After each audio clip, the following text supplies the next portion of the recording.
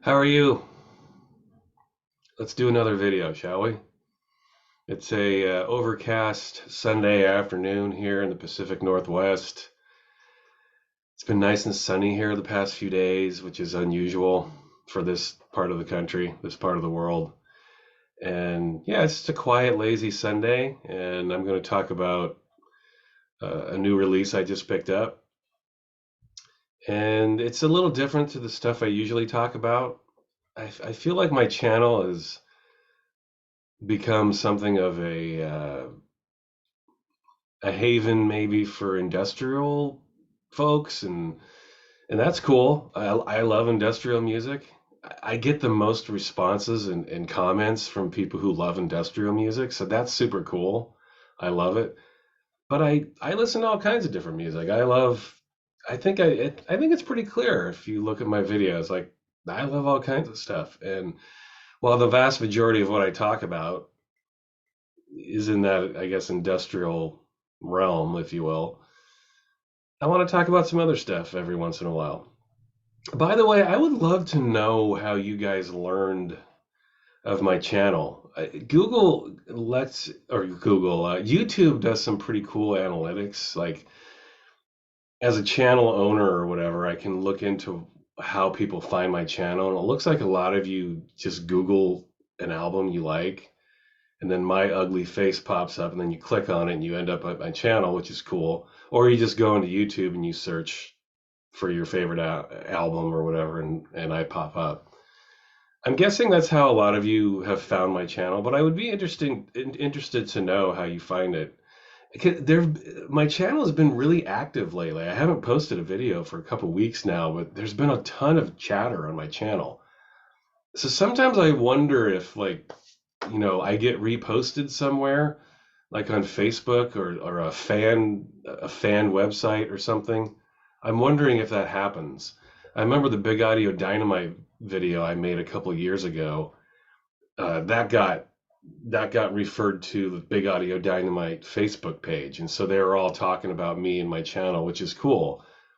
And I'm wondering if that happens with my other videos, like my Skinny Puppy videos, if those get posted on a Skinny Puppy fan site or something.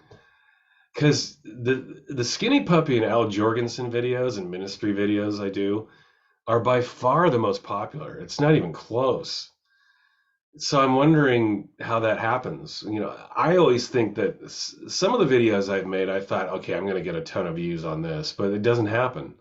Like, I never thought my Skinny Puppy videos would be my most popular videos. I just don't know. I don't have any experience understanding why these things are. But yeah, my Skinny Puppy videos are far and away my most popular videos, which is awesome. I love that band and I can talk about them all day. But I'm just curious, like, if you wouldn't mind, if you can just mention in a comment at some point on one of my videos, it doesn't have to be this one, how you stumbled across my channel, that would be cool for me to know, because I just don't know.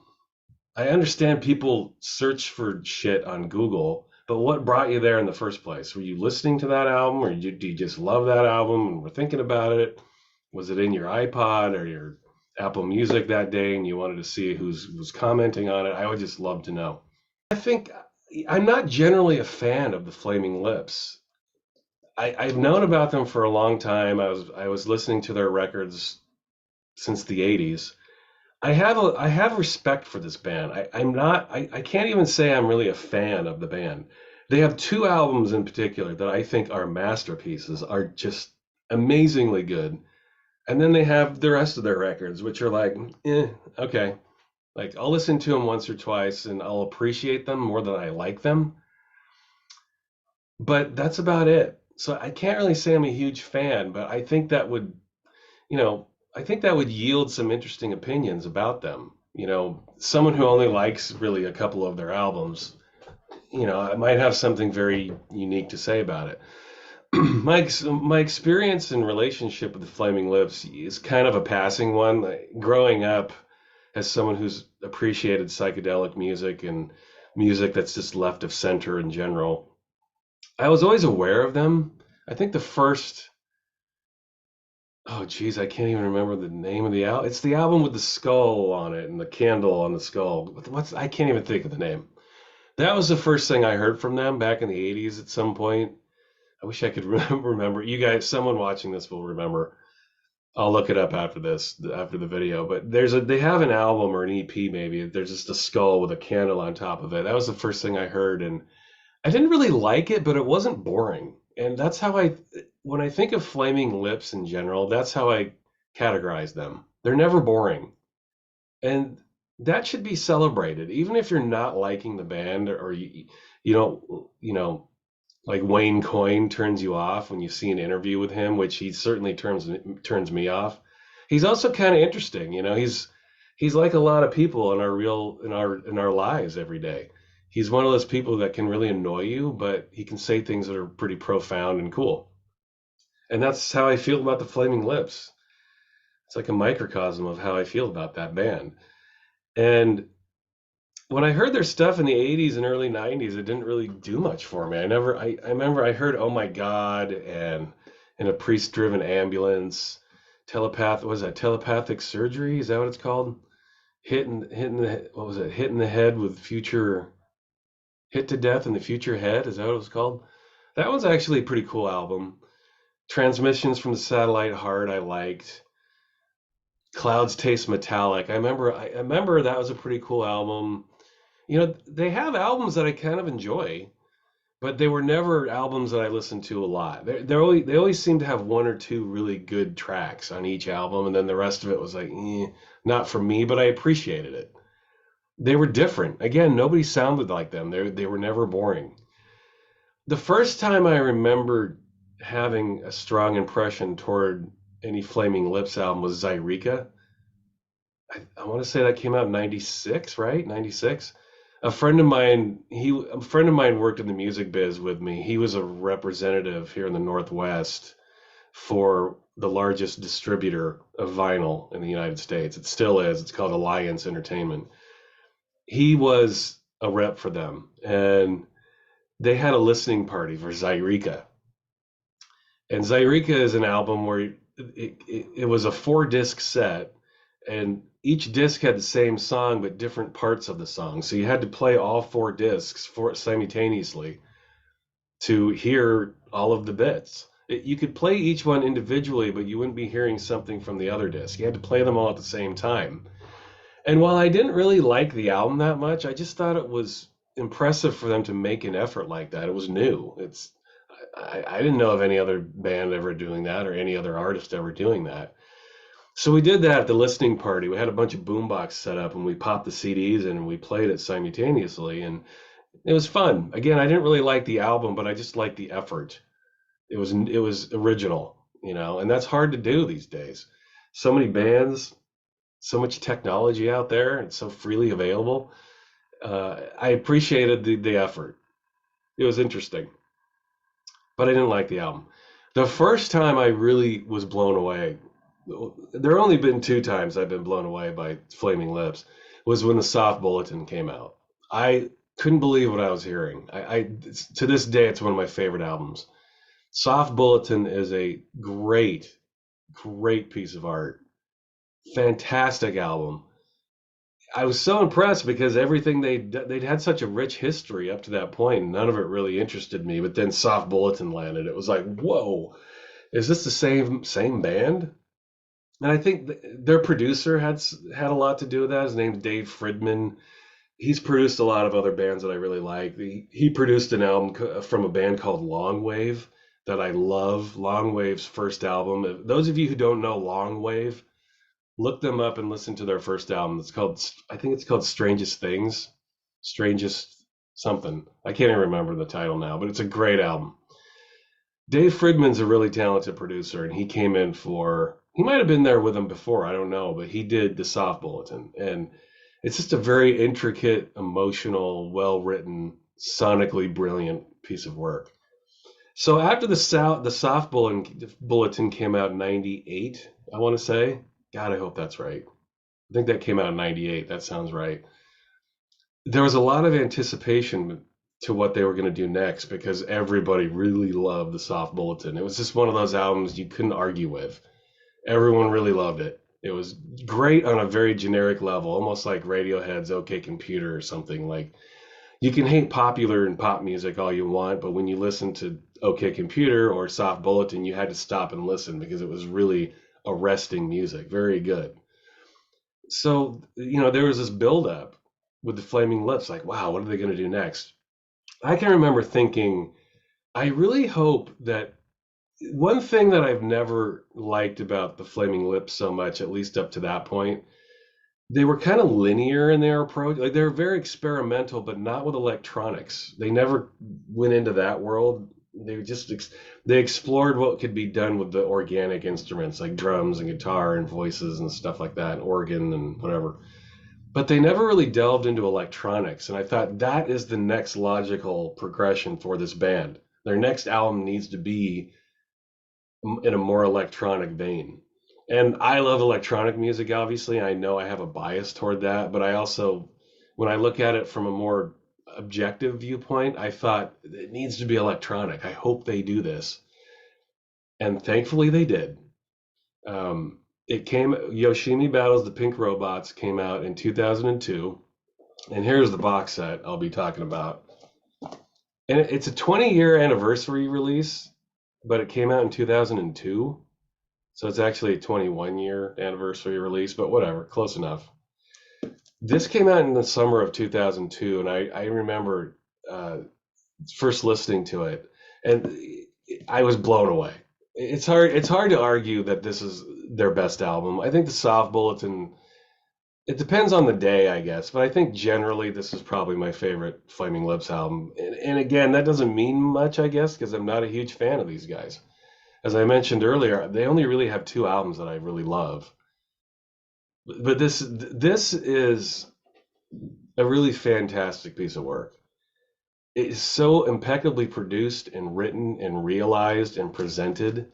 Um, it is phenomenal work. It's really one of the great pop albums of our time. And it's cool to get a big box set. I didn't hesitate at all to get this. It's filled with B-sides and demos, and obviously the album is in here. It's filled with there's some radio sessions on here. It's just loaded. It's 5 LPs.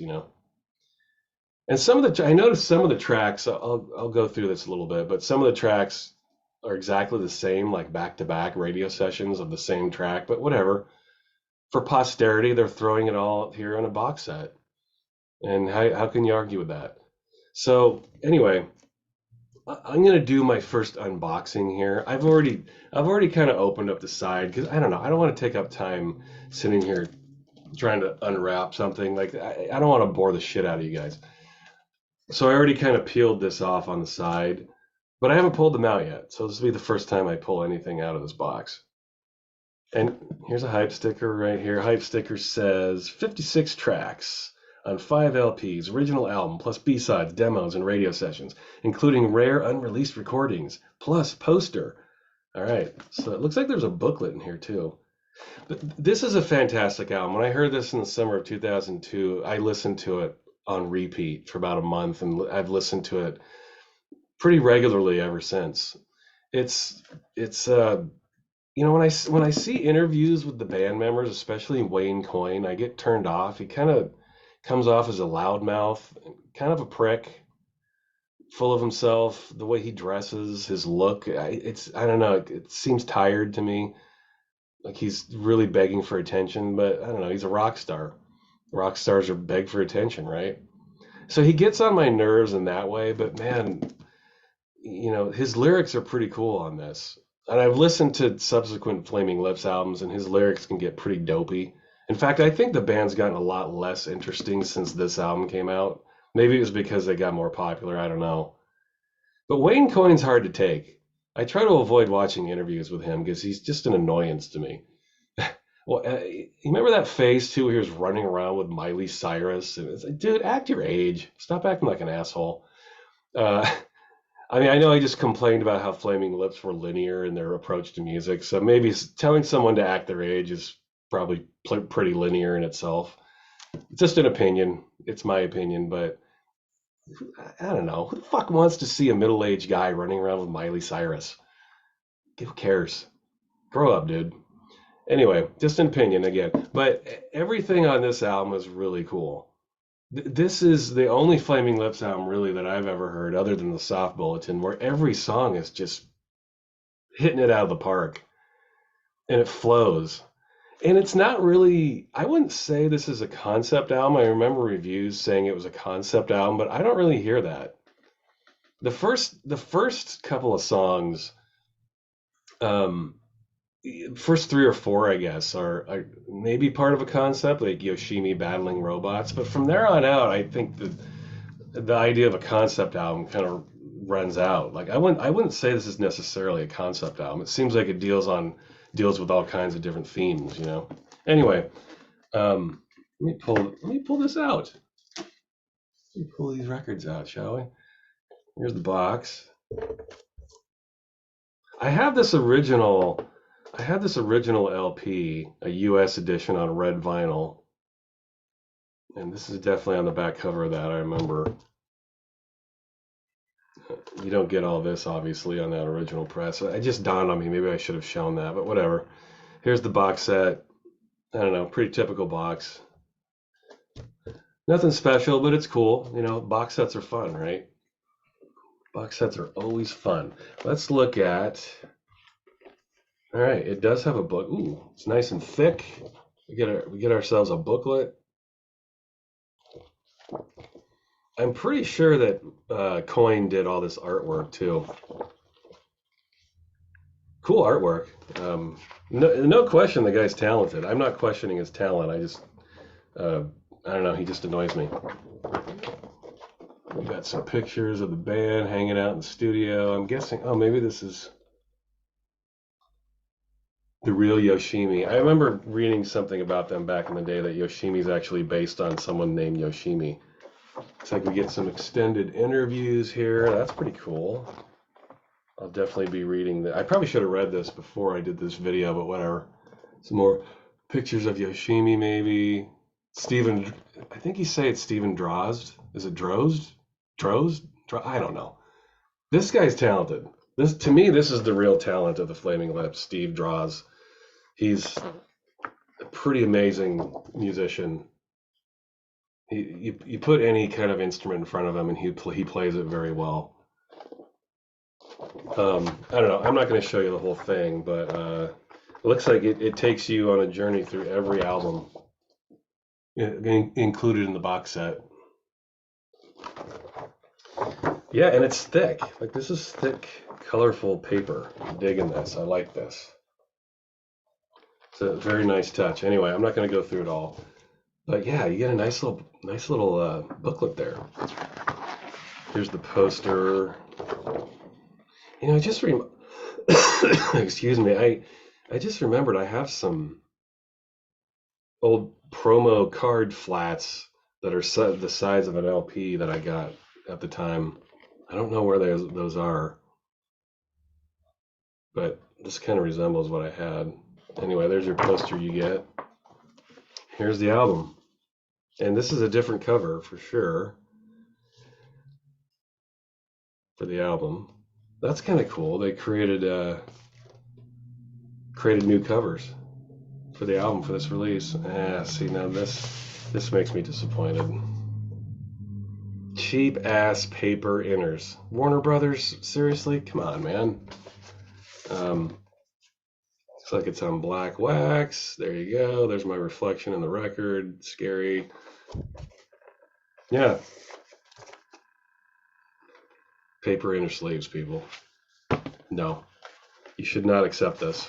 Paper inner sleeves are no good.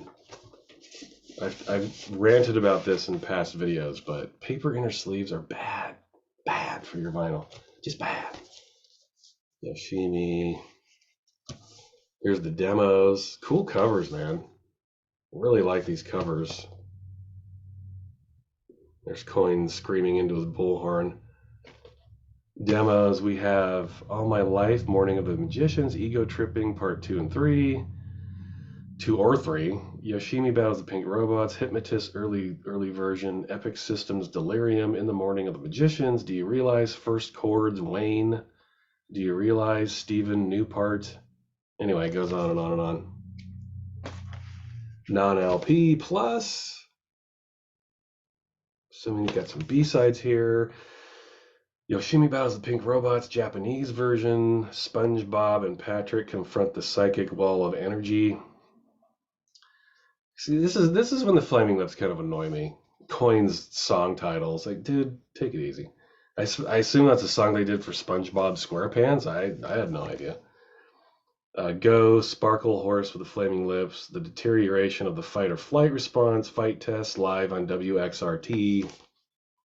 Anyway, there you go. There's that. Radio sessions.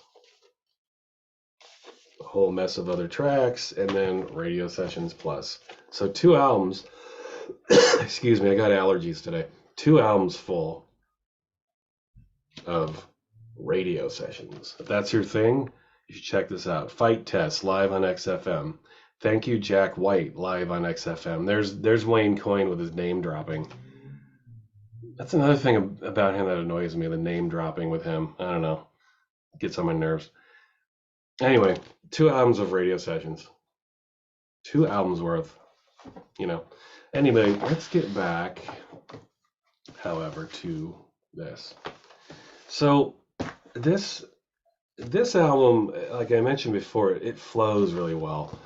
There's not a bad song on here. And while I don't necessarily think it's a full concept album, it does work together very well.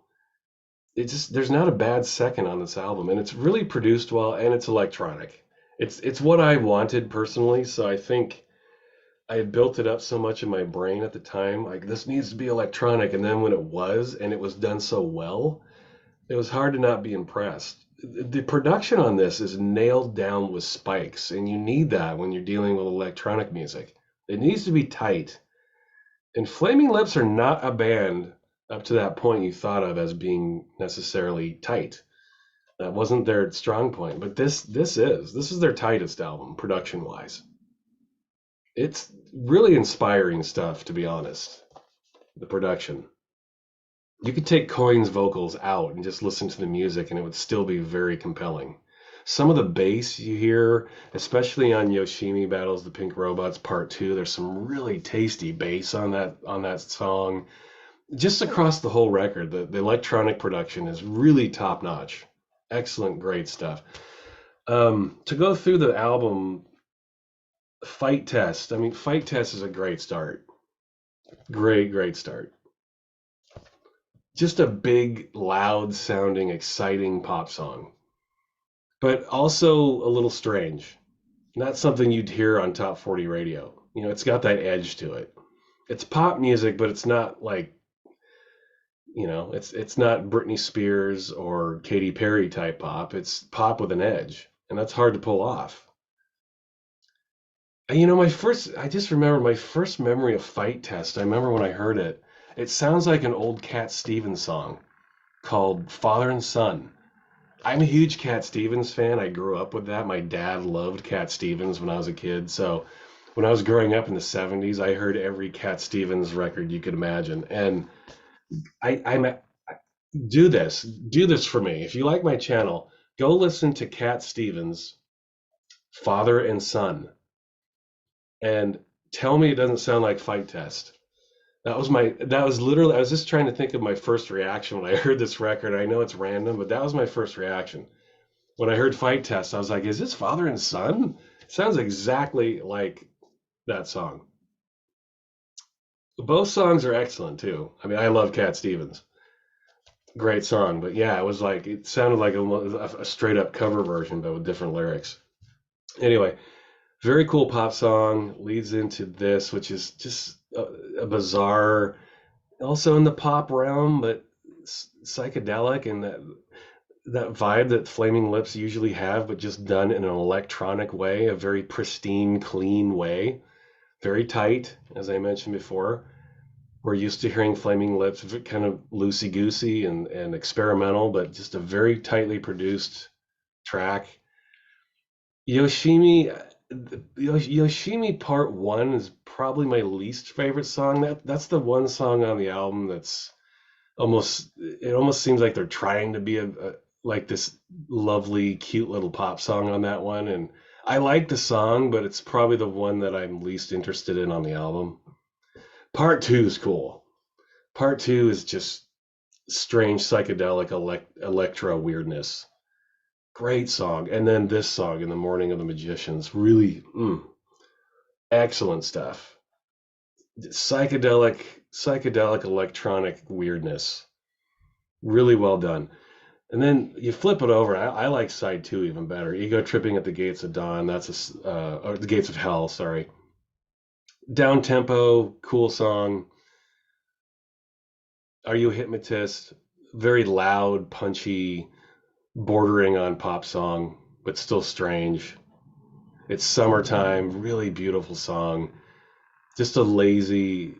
It's a great title for the song. The vibe kind of gives you a late summery vibe. You're laying back in your lawn chair looking at the sun going down over the horizon, and maybe you're stoned and you're enjoying life, and this song comes on. It's just that perfect song.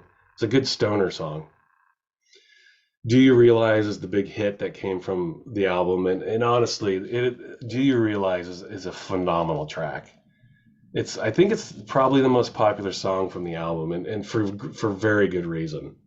It's musically it's very uplifting, but the lyrics are very melancholic and kind of sad, but you still end up feeling positive at the end of it. Kind of like life, right? It's hard. It's so hard to capture that in a 4 minute song. There are very, very limited amount of songs that have ever been written that give you that feeling where in 4 minutes you go from here to there to here to there, up back up to here, all in 4 minutes. And this is one of them. I mean, really one of the great pop songs ever written, I think. Do You Realize? Fantastic song. This one, good song, very low key, almost ambient. Kind of like after Do You Realize, which is so big and huge, they do the right thing and kind of come down a little bit here. And then this last song, I can't even pronounce the title. Approaching Pavonis Mons by Balloon. Instrumental song. Perfect ending. It's just like after the bigness of this and then the come down of this, it's then a positive, kind of this positive wave that sends you into the atmosphere. And no Coyne vocals on that, just instrumental. And it's just a perfect flowing album. It really is. Great stuff. I listen to this album pretty regularly, at least a couple times a year. It always gives me certain goosebumps and feelings. This came out in the summer of 2002, and music always takes you back to what was going on in your life at that time. And I had some really unique stuff going on, positive stuff going on at that time in my life. And so when I listen to this, it brings back all those positive vibes. But a phenomenal album. If you somehow haven't heard this, like those of you who always tune into my channel to hear industrial talk, and if you know you hate the Flaming Lips and you don't want to give this a shot, do it for me. I wouldn't steer you wrong. This is a cool album. And everything that the Flaming Lips have done since this is nowhere near as interesting, in my opinion. Any Flaming Lips fan who stumbles on here, please don't try to talk me into listening to later stuff. I've heard every Flaming Lips album. I always take the time to listen to them. They have never been more interesting than this. Soft Bulletin, okay. Other than those two, they've taken a dive since this album, I think. Not a dive, but they always are doing something interesting. Again, they're never boring, and that is key.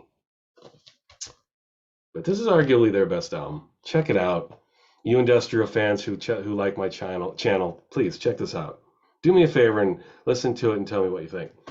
So I did want to mention these quickly too. They re-released a couple of EPs from the album too, and none of the songs on these two EPs are included on the box set. So that's pretty cool. That's how much material came out of this album. I guess this is the first time on vinyl, as you see. I've heard these songs. I think I had a CD of this back in the day. But I remember some of these songs being very cool. Can't Get You Out of My Head, the Kylie Minogue track, which is a great song. Kylie Minogue classic, one of the hottest women that's ever existed on this planet. The Golden Age, which is a Beck song. I just remember too, I saw these guys live on the Yoshimi tour, and they opened for Beck, and they actually were Beck's part of Beck's backing band. It was a great show. Flaming Lips came out and did their thing, and then Beck came out, and Beck was singing, and I remember Wayne Coyne running around. He had lights in his hands, like these little spotlights, and he'd get in front of Beck and flash them in his face. I remember Beck looking kind of annoyed by it, actually. Beck was kind of like, Coyne was just running around the stage like an epileptic monkey, he's out of control.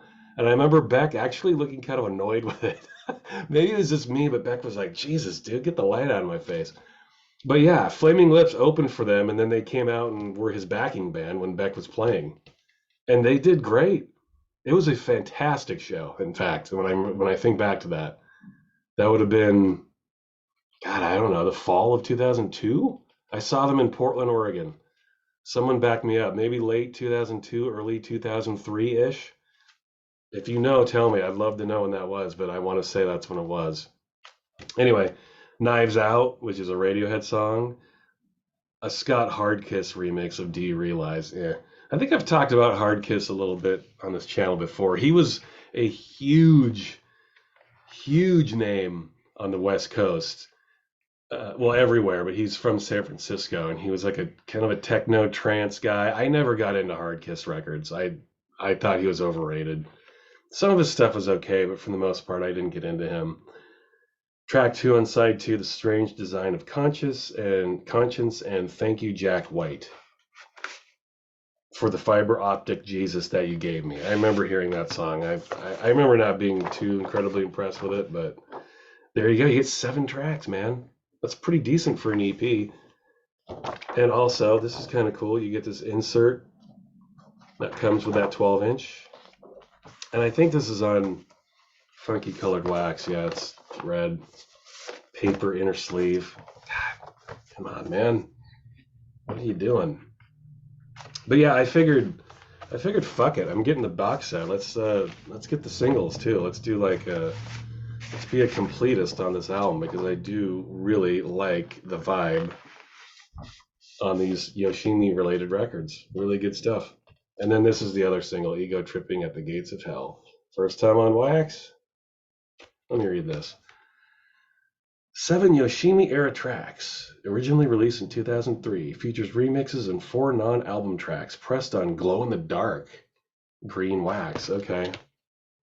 I haven't even checked that yet. Track listing is Assassination of the Sun, I'm a Fly in a Sunbeam, Sunship Balloons, Do You Realize, TPS remix, Ego Tripping, Jason Bentley mix, Ego Tripping, Self-Admiration with Glow Up remix, A Change at Christmas, Say It Isn't So. Again, really nice artwork. This is really cool. This might be my favorite image that I've seen with this album. Look at that. That's very, very cool. Yeah, I think Coyne did these. In fact, it probably says on here. Well, I don't know. I don't see it, but someone tell me. I think Coyne did the artwork for these. And this also comes with its own insert. Looks like you get the lyrics to the songs with lyrics. Yep, you sure do. And then you get your, I don't know, you get your cheap ass paper inner, of course, and then your glow in the dark wax. It's not dark in here, so I can't show that off. Maybe as I upload this video, I'll put this in my dark closet and take a photo of that and use that as my thumbnail for this video. Yes, I think that's a good idea. Anyway, I think these are important companion pieces if you're going to get the box set, right? I mean, why spring for the box set and then not have these? I mean, you want to have all the tracks, right? Why not? So, yeah, more than anything, though, check this album out. I know the Flaming Lips can be annoying. I know they turn off a lot of people, but you should check this album out. It's just different. It's very, very original. And lyrically, it's got some really arresting lyrics on it. Very melancholy. I don't know what Coyne was going through when he wrote these lyrics, but I feel like his lyrics have never been more on point than here. It sounds like he's battling with something within himself. The name of the album's Yoshimi Battles, but maybe it was Coyne is battling with something. His lyrics are really good, better than any other lyrics I've heard from any Flaming Lips album. His lyrics can get kind of silly, like that's what I get a little tired of with the Flaming Lips in general. I feel like their silliness can outweigh some of the other more handsome aspects of their music. But I don't feel like that's the overarching theme on Yoshimi.